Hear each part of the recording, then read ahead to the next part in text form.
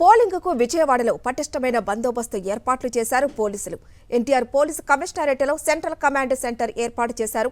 Police commissionerate పరిధిలో 5,000 మంది పోలీసులను బందోబస్తుకి వినియోగిస్తున్నామని Vijayawada police commissioner PHD Ramakrishna వెల్లడించారు. పోలింగ్ రోజు ఎవరైనా నిబంధనలు అతిక్రమిస్తే క్రిమినల్ కేసులు నమోదు చేస్తామంటున్న విజయవాడ పోలీసు కమిషనర్ రామకృష్ణతో మా ప్రతినిధి వినాయక్ ఫేస్ టు ఫేస్.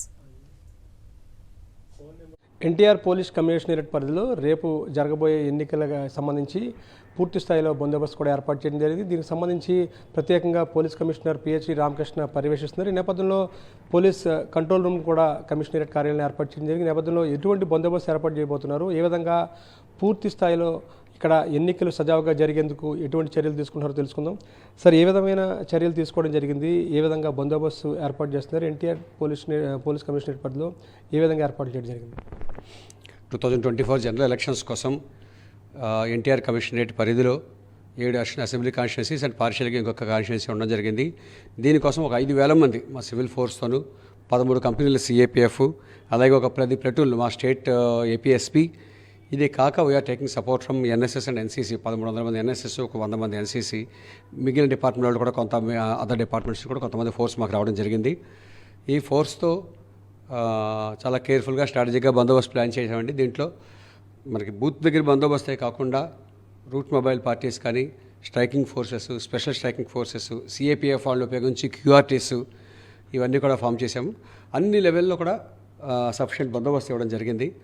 ఎవరైతే యాంటీ సోషల్ ఎలిమెంట్స్ ఉంటారో వాళ్ళందరినీ బైండ్ ఓవర్ చేయడము, కౌన్సిలింగ్ చేయడము, కొన్ని చోట్ల కేసులు పెట్టి అరెస్ట్ చేయడము. ఇప్పటివరకు ఎంసీసీ వైలేషన్లో ఆల్మోస్ట్ 100 కేసుల దాకా పెట్టడమైంది. ఇప్పటిదాకా అన్నింటిలో కూడా ఆల్మోస్ట్ అరెస్టులు కూడా కంప్లీట్ అయ్యాయి. అంతేకాక సీజర్స్కి వచ్చేసరికి మేము ఒక 12 ఇంటర్ స్టేట్ చెక్ పోస్టులు, 10 within the state check పోస్టులు, ఇది కాకుండా ఒక 50 దాకా స్టాటిక్ సర్వైలెన్స్ టీమ్స్, ఒక 55 ఫ్లయింగ్ స్క్వాడ్స్, వీళ్ళందరినీ ఉపయోగించి వేరియస్ టైప్స్ ఆఫ్ చెకింగ్స్ చేయడం జరుగుతుంది.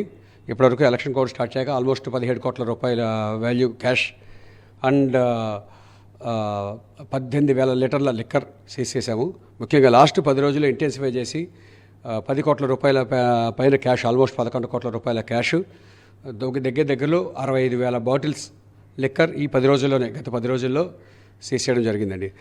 సార్, అంటే పోలింగ్ కేంద్రాలు ఎన్ని ఏర్పాటు చేయడం జరిగింది, ఎన్ని పోలింగ్ కేంద్రాల్లో సీసీ కెమెరాలు ఏర్పాటు చేసి వెబ్కాస్టింగ్ పర్యవేక్షణ కావచ్చు, సీసీ కెమెరాల ద్వారా మీరు సెంట్రల్ కమాండ్ కంట్రోల్కి అనుసంధానం చేయడం జరిగింది?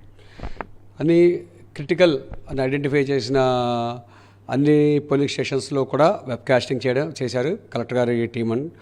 అంతేకాకుండా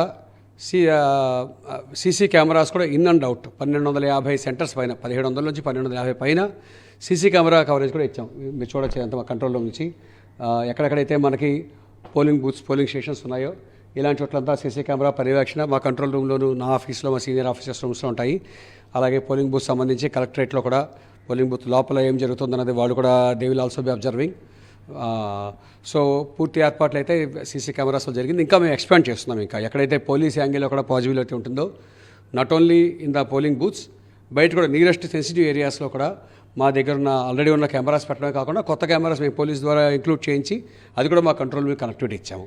చాలా ప్రశాంతంగా ఎన్నికలు నిర్వహించడానికి అన్ని ఏర్పాట్లు చేశామనేది కూడా కమిషనర్ పిహెచ్డి రామకృష్ణ చెప్తున్నారు. ఓవరాల్గా చూస్తే కనుక విజయవాడ పోలీస్ కమిషనర్ పరిధిలో రేపు ప్రశాంతంగా ఎన్నికలు నిర్వహించడానికి మేము సిద్ధంగా ఉన్నామని కూడా ఆయన చెప్తున్నారు. వీడియో జర్నలిస్ట్ వెంకట్ కలిసి వినాయకరావు, సాక్షి టీవీ, విజయవాడ నుంచి.